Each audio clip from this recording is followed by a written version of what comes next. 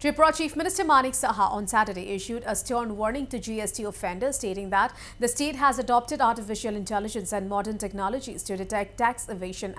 He cautioned that those found guilty would face legal action, including imprisonment. Speaking to reporters on the sidelines of the GST Jagrukta Abhiyan, a GST awareness campaign held at Pragya Bhavan in Agartala, Saha emphasized the government's commitment to increasing tax revenue and improving collection mechanisms.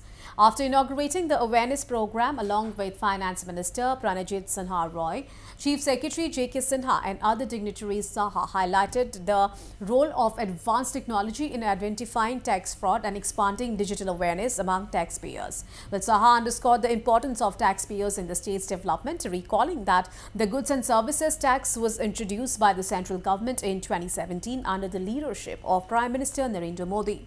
He noted that in the ongoing financial year of 2024-25, Tripura's annual budget stands at Rs 27,800 crore, with tax collections amounting to Rs 3,700 crore. Out of this revenue, 25% was allocated to the Tripura Tribal Areas Autonomous District Council or TTAADC, while 10% was distributed among the urban local bodies across the state.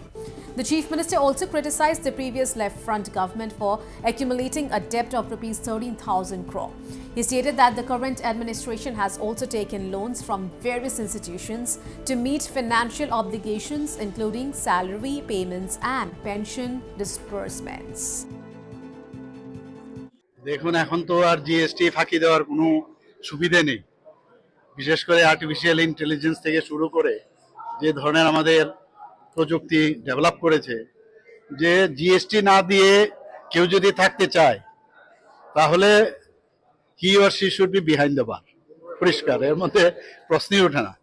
কারণ আমাদের সরকার, আমাদের দেশ, আমাদের central government, আমাদের রাজ্যের সরকার যাই development হবে, যাই কিছু করবে সাধারণ মানুষের জন্য করবে, এবং সেটা তার জন্য অর্থের প্রয়োজন। অর্থ আসবে কোথা থেকে?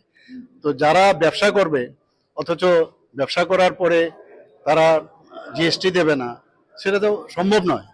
এবং এই কারণেই কিন্তু আমরা এই ধরনের সমস্ত প্রযুক্তিকে ব্যবহার করে এবং বাধ্য হবে, আলটিমেটলি সবাই বাধ্য হবে এই জিএসটি দেওয়ার ক্ষেত্রে। ওরা কিন্তু বাধ্য হবে, কারণ ওরাও বুঝতে পারছে এখন। আর আজকের এই ধরনের প্রোগ্রাম হওয়ার কারণে তারা অনেক কিছু, ওদের জ্ঞানও ছিল না, ওনাদের অ্যাওয়ারনেসও ছিল না।